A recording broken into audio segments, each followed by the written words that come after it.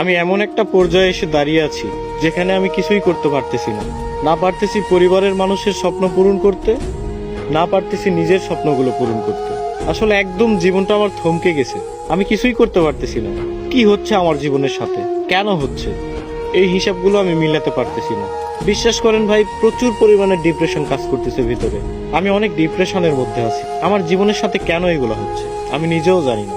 তবে একটা জিনিস কি, কোনো কিছুর হিসাব আমি মিলাতে পারতেছি না। একটা সময় ডিপ্রেশন কি জিনিস জানতাম না, এখন জানতেছি। তবে একটা কথা মাথায় রাখবেন, ডিপ্রেশন বিভিন্ন ধরনের হয়।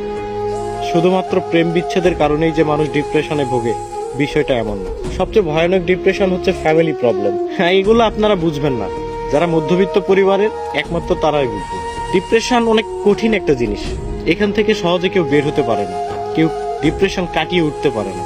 তবে আলহামদুলিল্লাহ, ধৈর্য ধরে আছি, ভালো কোনো একদিন আসবে।